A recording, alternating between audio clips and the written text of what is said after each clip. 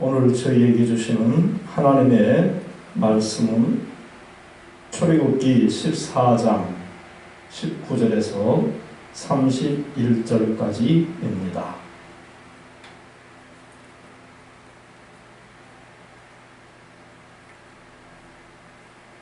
이스라엘 진 앞에 가던 하나님의 사자가 그들의 뒤로 옮겨가매 구름 기둥도 앞에서 그 뒤로 옮겨 애굽 진과 이스라엘 진 사이에 이르러 서니 저쪽에는 구름과 흑암이 있고 이쪽에는 밤이 밝음으로 밤새도록 저쪽이 이쪽에 가까이 못하였더라.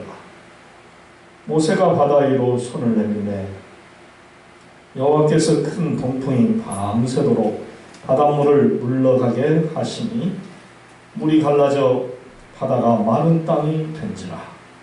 이스라엘 자손이 바다 가운데를 육지로 걸어가고 물은 그들의 좌우에 벽이 되니 애굽 사람들과 파로의 말들 병거들과 그 마병들이 다 그들의 뒤를 추격하여 바다 가운데로 들어오는지라. 새벽에 여호와께서 불과 구름기둥 가운데서 애굽 군대를 보시고 애굽 군대를 어지럽게 하시니 그들의 병거 바퀴를 벗겨서 달리기가 어렵게 하시니 애굽 사람들이 이르되 이스라엘 앞에서 우리가 도망하자. 여호와가 그들을 위하여 싸워 애굽 사람들을 치는도다.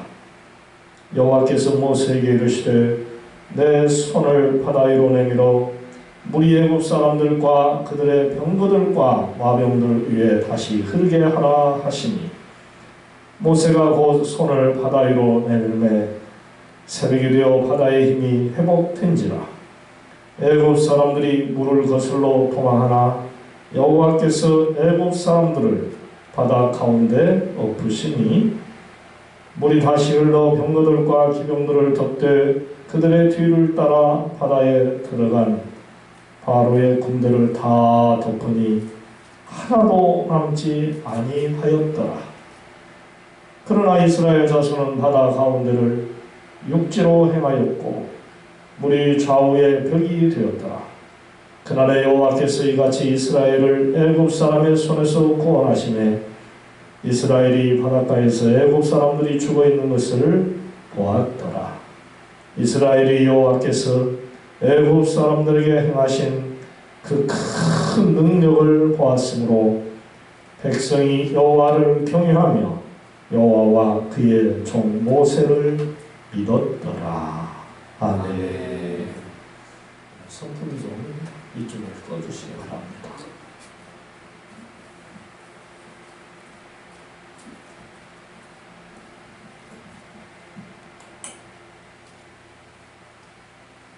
하나님의 사랑과 자비와 축복 속에서 우리는 한 주간 동안 이 고통 속에서 잘 지내게 되었습니다. 이것은 전적으로 여호와 하나님의 은혜요, 우리에게 내려지는 축복의 담비라고 생각이 됩니다. 날마다 우리와 함께 하시는 이 여호와 하나님께 오늘도 저와 여러분들이 이 귀한 말씀을 통하여 새로워지고 힘을 얻고 또한 더욱더 하나님의 사람으로서 바르게 살아갈 수 있는 그런 좋은 시간이 되었으면 합니다.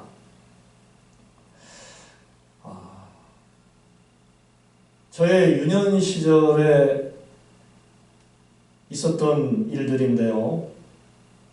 저는 유난히 놀이를 좋아하고 또 싸움을 좋아하는 그런 호전적인 아이였었습니다.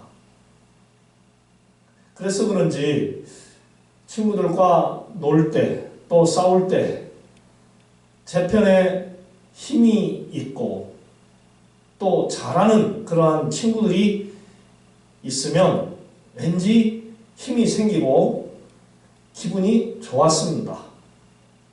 왜냐하면 그만큼 이길 확률이 높고 또 이긴 후에 즐길 수 있었기 때문입니다. 이것은 곧 우리 주변에 배경에 능력 있는 그 누가, 그 무엇이 있다는 것이 얼마나 좋은가를 보여주는 것이죠.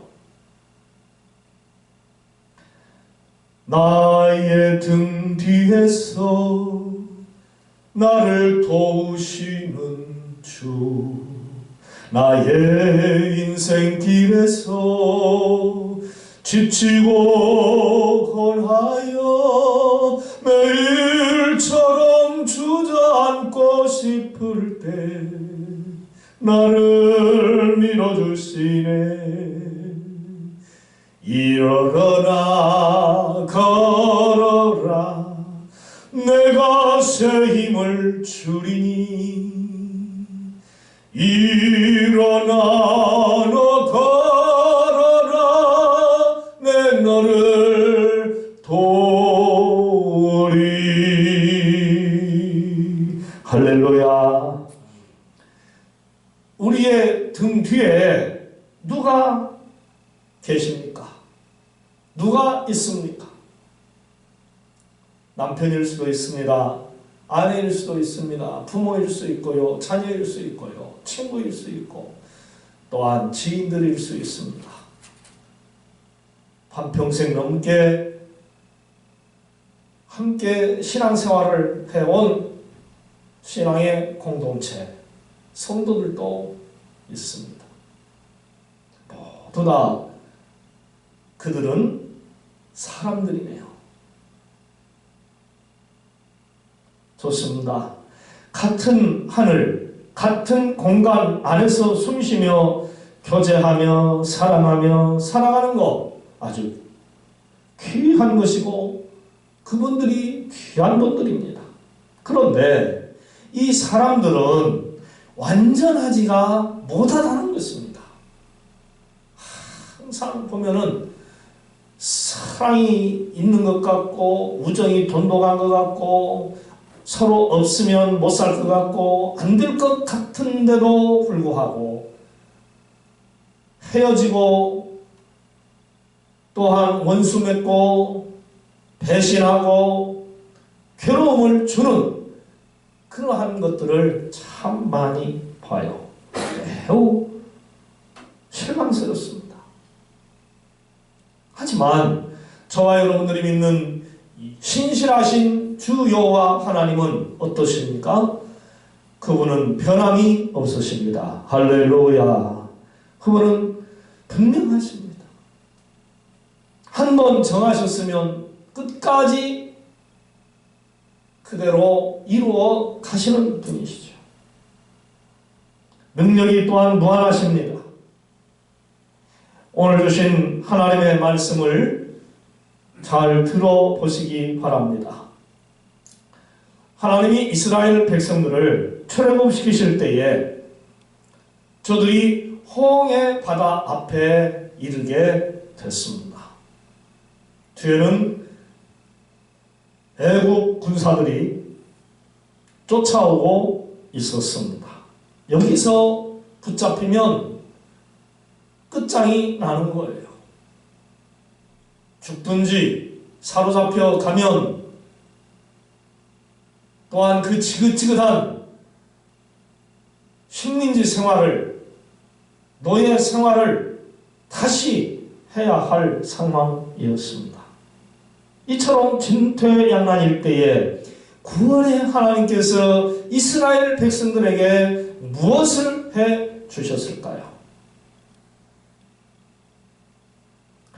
19절 말씀을 보니까 이스라엘 진 앞에 가던 하나님의 사자가 그들의 뒤로 옮겨가매 구름 기둥도 앞에서 뒤로 옮겨 이렇게 쓰여 있습니다. 하나님의 사자, 일꾼들을 이스라엘 뒤쪽으로 하나님이 데려가셨어요. 하나님의 사자가 데려가셨어요. 애국과 이스라엘 지는 사이였습니다. 그때의 구름 기둥도 같이 갔다 그랬습니다. 그러자 애국 군사들이 있는 쪽은 구름이 덮여 있고 매우 어두웠다고 그랬어요. 이스라엘 지는 그렇게 캄캄한 밤중이었지만은 환했다 그랬어요. 밝았습니다. 결국 애국 군사들은 더 이상 이스라엘 백성들이 있는 곳으로 가까이 갈 수가 없었던 거예요. 바로 그때에 모세가 바다 위로 손을 내밀자 하나님이 큰 동풍을 일으켜서 밤새도록 바닷물을 물러가게 하시니 물이 갈라져 마른 땅이 된지라. 아멘. 마른 땅이 되어버렸어요. 바다가요. 놀라운 기적이 일어난 것입니다. 그 마른 땅이 된 육지로 어마한 이스라엘 백성들이 걸어갔어요. 그러자 애국 군사들도 추격해 들어갔습니다. 그렇게 해서 몇 시간이 지났을까요? 새벽에 하나님이 불과 구름 기둥 가운데에서 애굽의 군대를 보시고 저들을 어지럽게 하셨더라. 어지럽게 만들어버렸습니다. 뭘 어지럽게 했느냐? 그들의 병거 바퀴를 벗겨버리셨다고 했어요. 말이 끄는 그 수레가 바퀴가 벗겨져 버렸으니 어떻게 됐겠습니까? 무용지물이지요. 아니 오히려 없는 것보다도 못합니다. 진행해 나아가는데 장애물이 되어버리는 것이지요. 빠르게 도망치는 이스라엘 백성들을 쫓아갈 수가 없게 된 것입니다. 숫자적으로도 그들의 군사는 이스라엘 백성들과 비교할 수 없이 적었습니다. 멀쩡해서 잘 달려가는 이 병거에 바퀴가 쑥 빠져나가 버렸을 때에 애국 군사들이 어떻게 됐겠느냐 이거죠. 혼란스럽죠. 실망하고요. 걱정하고요. 낙심합니다. 저들이 이 일을 당했을 때에 자연스럽게 이루어진 것이라고 생각한 것이 아닙니다. 하나님이 이스라엘 백성들을 도우셔서 자기들을 치는 것이다. 이렇게 생각을 한 거예요. 어떻게 그걸 하느냐요? 우리가 이스라엘 앞에서 도망가자. 이 말 한마디에서 알아볼 수가 있는 것이죠. 그렇습니다. 하나님이 애국 군사들을 치셨습니다. 할렐루야. 26절에 보니까 여호와께서 모세에게 이르시되 내 손을 바다 위로 내밀어 물이 애굽 사람들과 그들의 병거들과 마병들 위에 다시 흐르게 하라. 이제는 바닷물을 벽으로 만드셨던 것을 풀어가지고 다시 물이 흐르게 하셨다는 거예요. 한번 상상을 해보세요. 그 사납게 힘차게 밀려오는 물의 압력, 물이 서로 갈라져가지고 이스라엘 백성들이 지나갔는데 애국 군사들이 들어왔을 때 병거가 바퀴가 빠지고 혼란스러울 때 그 물이 다시 한번 싹 합쳐져가지고 거세게 밑으로 쏠려 내려갈 때에 어떻겠는가요? 속수무책이지. 쓰나미와 대지진으로 인해서 일본 사람들이 고통을 당할 때에 우리는 그 동영상을 보았죠. 그 큰 집덩어리, 그 큰 차들, 그 위에 짐승들, 어떠한 재산 그냥 힘없이 쓸려 내려갔습니다. 그걸 보면서 찬탄식을 하고 얼마나 우리 인간들의 힘이 자연 앞에 약하고 하나님 앞에 약한 존재인가를 알 수 있었어요. 영락없이 그 모양이었습니다. 그날에 애굽의 모든 군인들이 다 죽었더라. 한 사람도 살아남지 못했다고 했어요. 이 모든 광경을 이스라엘 백성들이 눈으로 똑똑하게 보았어요. 완벽한 하나님의 승리, 이스라엘의 승리였던 것입니다. 아멘. 코도 안 풀고 먹으려고 한다 하는 그러한 우리말이 있어요. 이스라엘 백성들이 그랬습니다. 저들은 하나님의 말씀을 받아 그대로 순종한 지도자 모세를 따라가면 됐던 거예요. 하나님이 하시는 대로 순종만 하면 됐던 거예요. 아멘. 애굽의 군사들과 굳이 맞서 싸울 이유가 없었습니다. 아니, 싸울 수도 없었습니다. 잘 훈련된 이 마병들과 어떻게 민간인이 싸워서 이길 수가 있겠습니까? 역시 자신들을 죽이려고 쳐들어오는 군인들을 그저 멍하게 낙심한 상황에서 바라만 볼 수밖에 없었죠. 이제 우리는 이 바다에서 죽는구나. 이 땅에서 죽는구나. 차라리 애굽에서 종노릇하고 그냥 살 것이지. 뭐하러 하나님 모세 여기까지 우리를 데리고 와서 죽게 하느뇨 라고 찬탄식을 하고 원망을 할 수 있는 그러한 상황이었습니다. 그런데 자신들과 항상 함께 하시는 승리의 하나님이 친히 나타나셔서 원수들을 모조리 죽이셨어요. 아멘. 맞습니다. 하나님은 이스라엘 편입니다. 하나님은 믿음의 사람들 편입니다. 할렐루야. 하나님은 성도들의 편입니다. 교회 편이에요.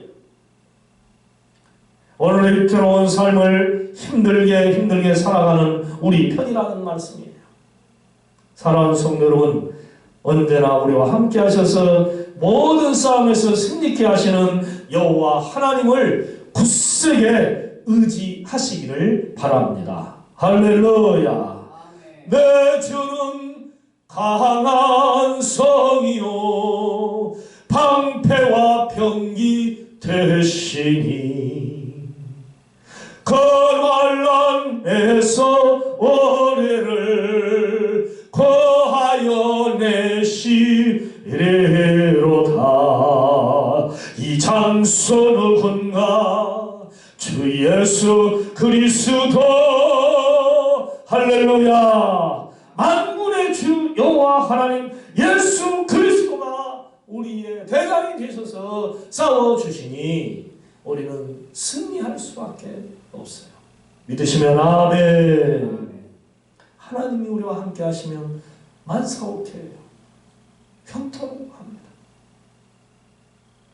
하나님만 우리 앞에 세우면 우리의 가는 길은 활짝 열려지게 돼 있어요.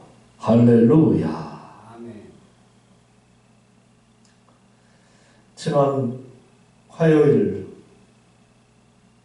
제 초등학교 동창한테서 전화가 왔어요. 목사 잘 있었어? 나 잘 있었는데 자네도 잘 있었는가? 나도 잘 있어. 안부를 물은 후에 초등학교 동창이니까 무슨 얘기부터 하겠습니까? 초등학교 다닐 때 이야기를 하는 거죠. 야, 그때 걔는 왜 이렇게 키가 크고 덩치가 컸냐? 가느냐? 58년 걔 뛰어. 우리보다 2살 더 많어. 어쩐지 그렇게 크더라. 걔하고는 왠지 싸우면 이기지 못할 것 같았어야. 그래요. 얼마나 한두 살 차이면은, 한두 살 차이면은 게임이 안 되지. 맞아.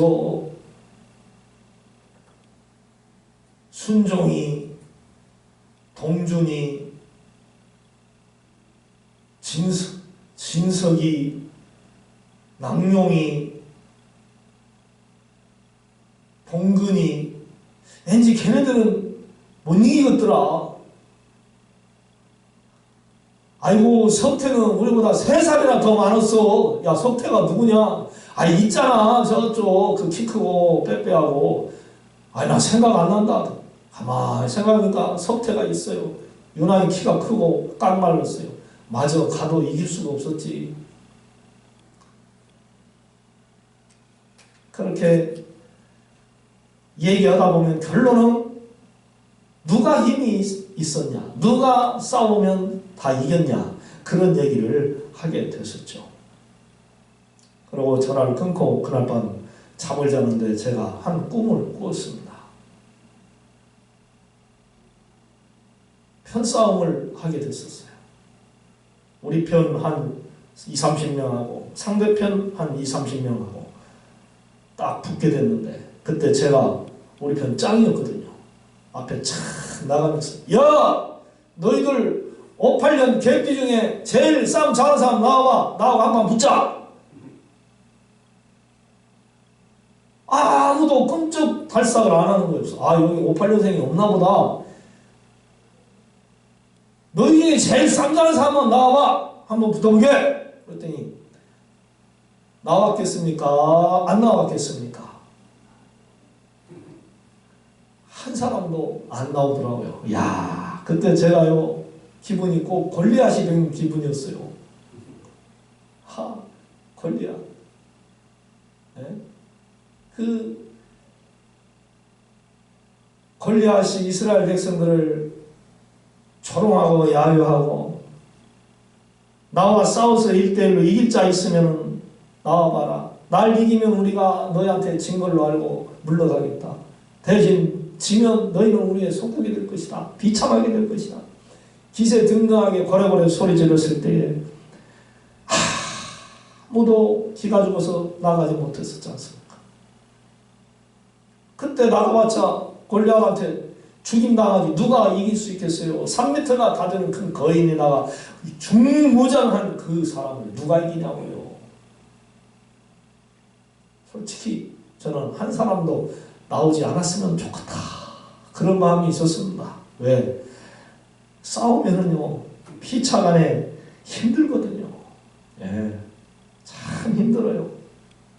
나도 맞아야 되고, 나도 피 흘려야 되고, 고통을 겪어야 되고, 만약에 지게 되면 어떻게 되겠습니까?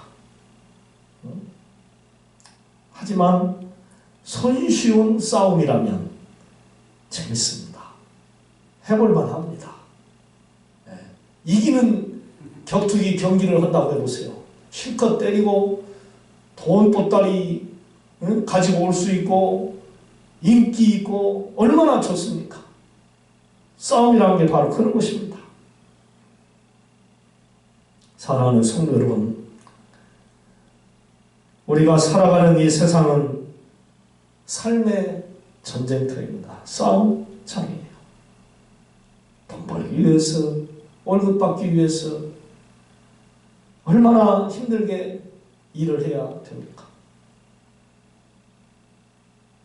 사장님, 부장님, 상무님, 그 위에 많은 상사들과 말을 잘 듣지 않는 직원들, 정말이지 돈 벌기가 너무 어렵습니다. 눈에 보이지 않는 싸움, 전쟁도 해야 됩니다. 피 터진다는 말이 있죠. 정말로 피 튀기는 현장입니다. 피와 땀 그리고 눈물을 흘리는 그러한 싸움을 매일 하는 거예요. 참 참으로 고달픈 인생들이죠. 최근 우리나라 20대, 30대 젊은이들 가운데에 극단적 선택을 하는 숫자가 늘어나고 있다고 하는 슬픈 소식을 들었습니다. 그만큼 직장 가기도 힘들고 들어가서 견디기도 힘들고 적은 수입으로는 살기 어려우니까 좋은 직장만 구합니다. 당연히 힘들죠. 3D 업종에서 일하면 될 것 같은데 그게 또한 말같이 쉽지 않습니다. 이러니까 희망이 없다는 거죠. 그래서 모르겠다. 언제 한 번은 죽는 것인데 고생하고 죽을 필요가 뭐 있냐. 지금 죽어버리자 하고 자살을 하는 거죠. 안타깝습니다. 우리 자식이 그렇게 죽는 것 같은 생각이 드니까 참 가슴이 아파요. 사랑하는 성도 여러분, 능력이 무한하셔서 모든 싸움을 승리케 하시는 하나님을 굳세게 믿어서 여러분의 삶 속에서 항상 승리하시기를 주님의 이름으로 부탁을 드립니다. 아멘. 하나님의 이름으로 나가서 싸워 이기시기를 바랍니다. 승리는 내 것일세, 승리는 내 것일세, 구세주의 보혈로서 승리는 내 것일세. 아멘. 하나님을 믿는 사람들은 승리할 수밖에 없어요.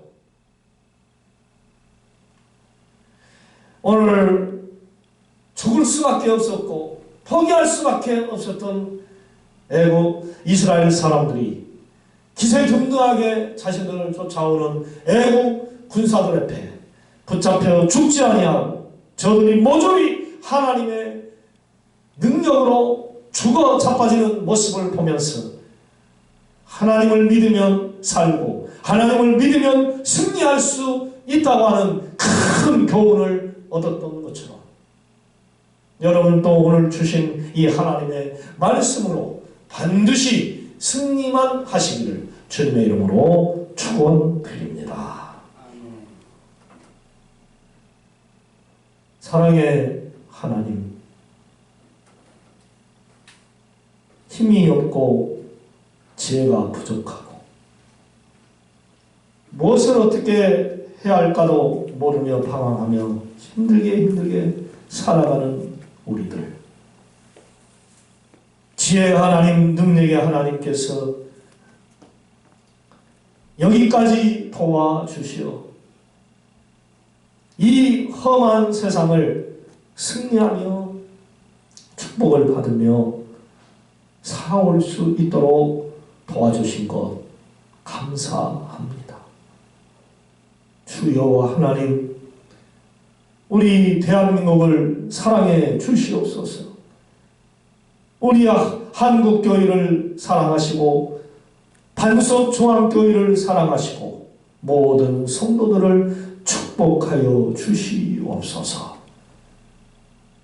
전능하신 만군의 주 여호와 하나님, 하나님이 우리의 힘이시오, 하나님이 우리의 보호자시오, 우리의 축복의 문이시오, 우리의 권능자이심을 우리 성도님들이 분명히 믿고 코로나를 이기고 암덩어리들을 이기고 모든 싸움에서 선하게 열심히 싸워서 반드시 이기고 전리품을 가지고 돌아오는 그러한 기쁨의 종들이 되게 하여 주시옵소서. 아멘. 예수님의 이름으로 기도드리옵나이다.